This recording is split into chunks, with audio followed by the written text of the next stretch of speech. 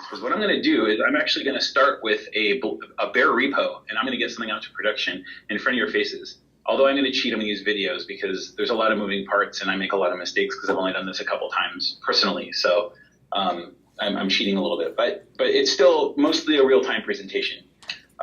So this presentation is going to show you some cool stuff. It's going to try to convince you that this stuff is cool, but I'm not going to try to convince you to do this cool stuff. Doing your not cool stuff if you want. So I'm going to talk to you guys about Kubernetes.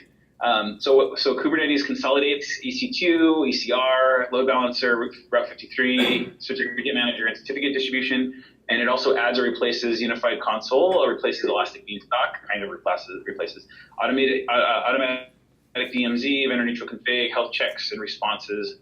But those are the things I'm going to show off in this presentation. So let's start out by making a dumb web server. So what we're going to do is we're going to go to GitLab. And we're going to start a new project. This is both an overview and a totally in the weeds presentation, both at the same time. And when I showed this to the agitators, they told me it was terrible. So I apologize. Terrible, but it's pretty, yeah, it was just like, I did not. So here we go, and we're gonna edit the POM file. So we clone the repo, we're gonna edit the POM file, and we're gonna put a POM file in. And it's basically your normal old, the only dependency is Jetty. And there's going to be a main class called Hello World. And then we're going to create a Java file called Hello World. And then we're going to edit it. It's only terrible because you're using Emacs. Yeah, I knew there was going to be an Emacs joke in here. But watch, it still works. So here's the Java file. It's basically start a Jetty server up, reply with some sort of headers, and there, hello world. So it's basically just going to be some HTML that says hello world. It's a very simple server. Oh, and we got to edit the POM file one more time. Before we do that, just make sure that works. Everything compiles. All right, all tests pass. There aren't any tests. Now we're going to edit the POM file and make it an Uber jar. For those of you who've never done this, this is what it takes to make an Uber jar. All you got to do is add one more plugin. Boop, like that, and make sure your indentation is correct. Emacs, that's a tab key. And then there it is. So now it's just set the main class, and it's a jar with dependencies. So now we're going to do a clean install. And boring stuff's almost out of the way. Build success. All right, so now we can run the jar file. There we are. It's running on port 8080. So we're going to bring up a web browser. We're going to navigate to port 8080. Yay, so we got a server. All right, so that's not that exciting. Everybody should know how to do that part. So then I'm going to add this Docker file to the same repository, just in that root folder. And the Docker file basically says I'm going to start with the Java 8 JDK image. So this says just give me all the Java stuff. Expose port 8080 because that's the port that my server is running on. Make a directory called app, set that as my working directory, and copy that jar with dependencies that I just started up into the app folder. And then entry point says, and then keep running the Docker container until this thing is done. This Java jar, hello world, blah, blah. So the same command I just ran. So I added that one file into the repo, and this is what happens. I say Docker build, and it builds. It was actually slower the first time, but I didn't want to speak you separate through that. And then I say Docker run, and I need to make sure I port forward port 8080 to my local port 8080 from the container. And then make sure I use the image name, and then now you see basically the same output. That jar is running, but now it's using the JVM that was included in that container. And so I navigate to localhost 8080 again, and now I'm using the Docker provided JVM, but otherwise it's the exact same process. So next I'm going to go to Kubernetes. So this is a Kubernetes config YAML file. It's not small, but remember it encapsulates all of those things from AWS together. So when you think about how much work it takes to set up a server in AWS, how many different files you have to edit, this is actually quite nice. So basically what we're saying is that we're going to configure what region we're going to run in.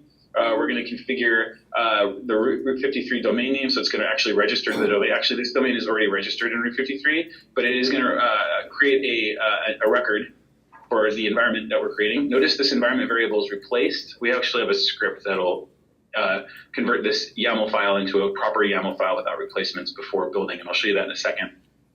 So we can actually deploy to multiple environments just by adding an underscore, kind of like branch builder. So every new branch we make with an underscore, it gets a whole new AWS environment that populates. All right, so we specify that we want port 8080 to be redirected to port 80. This tells us how many replicas we want to have running. So Jenkins will actually pass in the number of replicas we want, how many in our cluster of this server should be running. We ask that while updates are happening, that there's only one unavailable server at a time. Pod affinity says that we want to make sure that these pods are run across multiple availability zones. We don't want to make it so that we have 9 versions of this thing all running in one availability zone, and when it goes down, our whole application goes down. So we need to make sure that they're spread out over availability zones. Did I hear a question? No? Okay. Yeah, I hear the matrix. So there's going to be an ECR image, and Jenkins is going to upload an image to ECR, and then this is going to fetch that image out of ECR and pull it out. And then there's 2 probes that we set up, a readiness probe and a liveness probe, if you're not familiar with how Kubernetes works. When the readiness probe returns anything non-200, it stops sending traffic to that node. So if you want, you can have something that's very sensitive that kind of trips when you run out of, did I get that backwards? Oh, liveness probe? Alex is telling me I got it backwards. I forgot to mention, I think all of this tooling and everything I'm just talking about here was actually taught to me, or either created or taught to me by Alex or Amanda. I deserve no credit. Mostly Amanda. Okay, so Alex says mostly Amanda. But I deserve no credit for any of this. I'm just regurgitating information I've gotten from the 2 of them and tooling that they've written. All right, so the liveness probe tells Kubernetes whether or not it should continue to send new connections, new traffic to this pod, this container.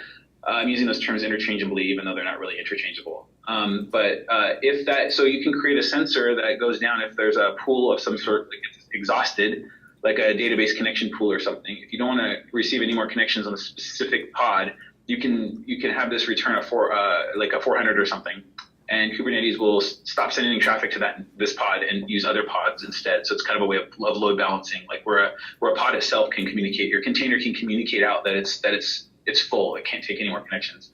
And if too many containers become not live, it'll actually it'll automatically let up more nodes for you to receive traffic to.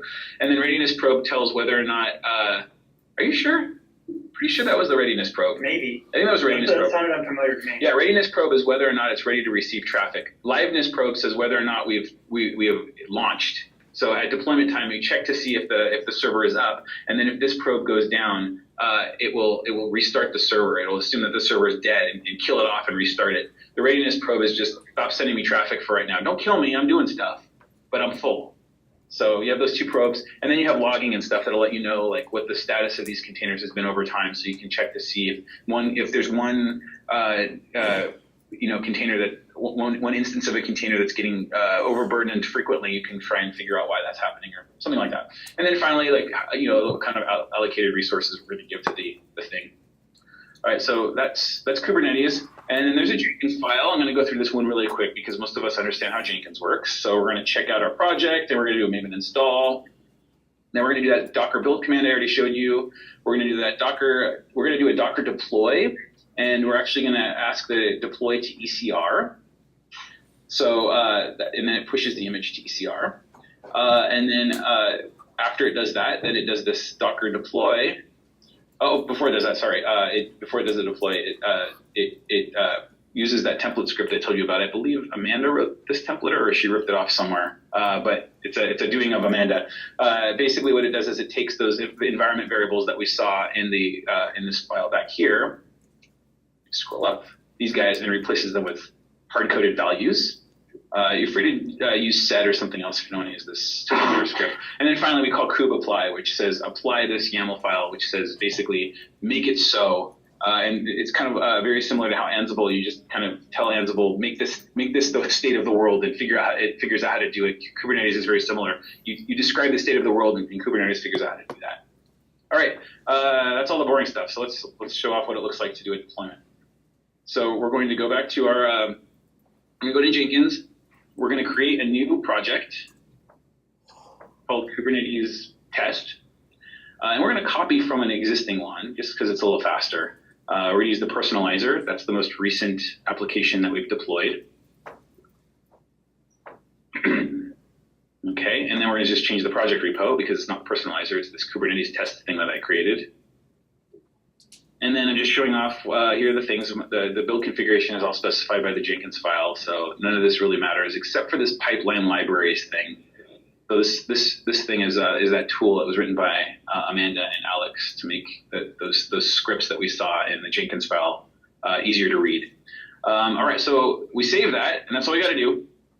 And then it indexes the branch to figure out where all the branches. So indexes the repo to find all the branches. We go into the master branch. We notice that it's building.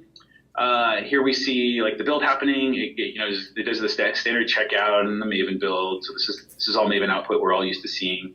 It gets a little bit more interesting after that. If you aren't familiar with Docker and Kubernetes, we'll see in a sec that see we have this pipeline build. And it's going to start to detect other things besides Maven and adding them onto this pipeline build. So there we go. It detected that there's Docker also. So now it's added Docker to the pipeline, and it takes something like 10 seconds or something, and then it'll pop open the Docker deploy and the Kubernetes deploy. Almost done.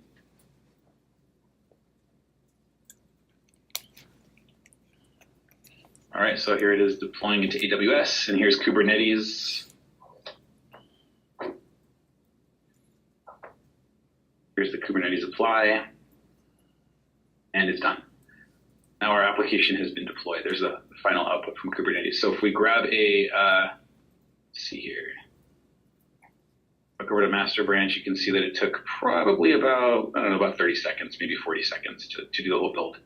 All right, so we can pop open, that's right, kube control. So there's a command line tool that lets you inspect the status of your Kubernetes cluster, and you can see there it is right there. And we can open up web browser, navigate to that domain name that I set up, which was kubernetesdemo.production.cjadsystems.com. We'll go there, and it says hello world. So now it's available to the entire world, not just our firewall on our local machine. That's it. That's the whole thing. So that was an end-to-end deployment of an application using Kubernetes. That's the end of my presentation.